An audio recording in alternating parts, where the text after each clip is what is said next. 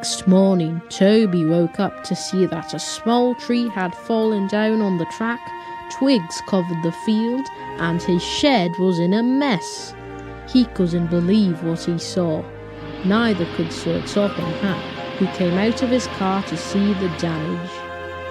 This storm has certainly caused confusion and delay, Toby. Although we still have a railway to run. The workmen will work hard today to clear the main line for the important trains. Branch lines will be cleared tomorrow, he said. Does that mean I will have to stay in my shed today, sir? I won't be able to go anywhere with this tree in the way, Toby asked. Oh, I'm afraid not, Toby. Tomorrow the tree will be removed, and you can continue your trains. The Fat Controller drove away, and Toby was left rather sad. He didn't like being stuck in his shed. Meanwhile, Gordon was with the express at Knapford Station, waiting for the passengers to get in the coaches.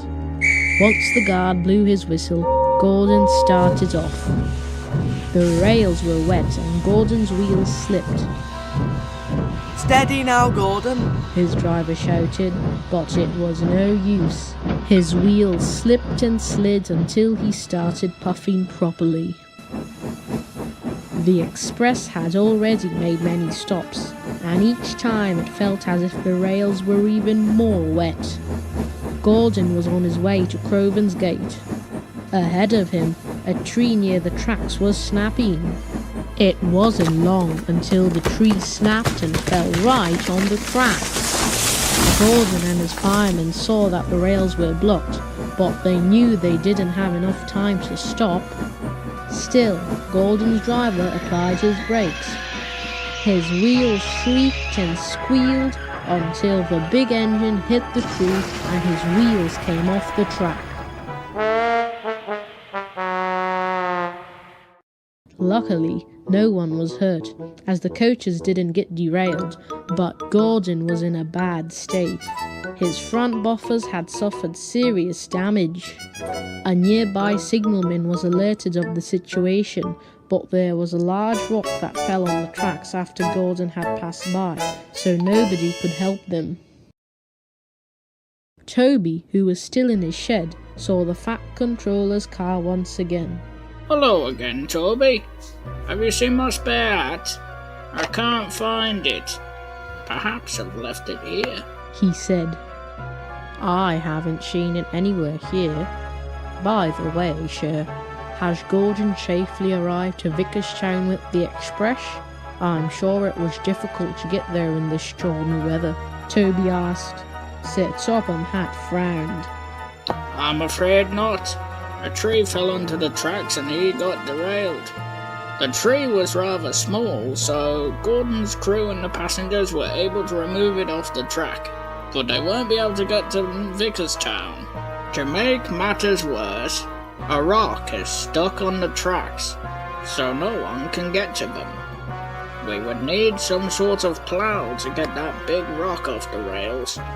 An idea flew into Toby's firebox. Perhaps, sir, that my cowcatcher could help. I might be able to plough right through it, Toby asked curiously. That could get you seriously damaged. And anyways, the track that leads to the main line isn't cleared, the Fat Controller explained.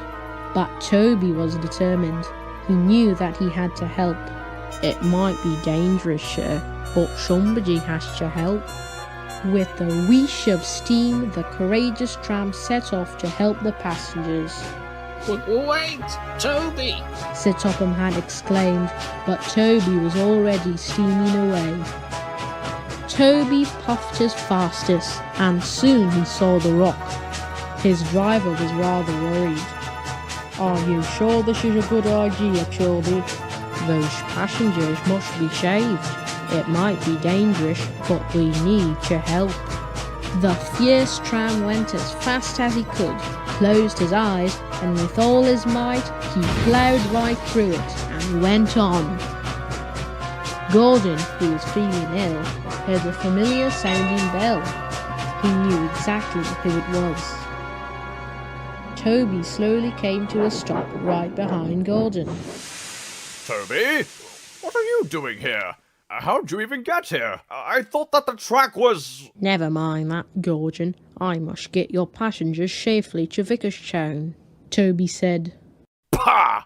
A small little tram with the express? How silly of you. You won't be able to do that. You'll see. His driver coupled him up to the coaches. The express is a big train, Toby. It might be too heavy for you to push. I might not be able to pull the express, but I'll try. His driver pushed the regulator and Toby puffed away with the express. He struggled but tried his best. Gordon was surprised. He never thought Toby of all engines could pull the express. Toby puffed in reverse to the point so he could get on the other line. As he passed Gordon, he rang his bell and chuckled. Gordon, although thankful for Toby's help, was cross that he took his express. Toby was chuffing with all his might, and the passengers were pleased. So was his driver and fireman. "You're doing it well, you're doing it well," they said happily. "He's making good time, he's making good time," the passengers exclaimed cheerfully. Soon they arrived at Crovan's Gate, where some passengers got off and some got on. Toby was indeed tired. His driver went to inspect the damage of Toby hitting the rock. His front cowcatcher was damaged badly, but he was still able to move. Just then, Toby saw the fat controller standing on the platform. Toby, I am not pleased that you pulled the express without my permission and damaged your cowcatcher. But I am pleased that you were brave and worked your hardest. The guard blew his whistle. It was for the express. "Well, sir. May I?" Toby asked. You may indeed, said Topham Hatt replied. The heroic tram engine puffed away with the express. The fat controller watched as Toby chuffed into the distance. That engine of mine is more than a tram.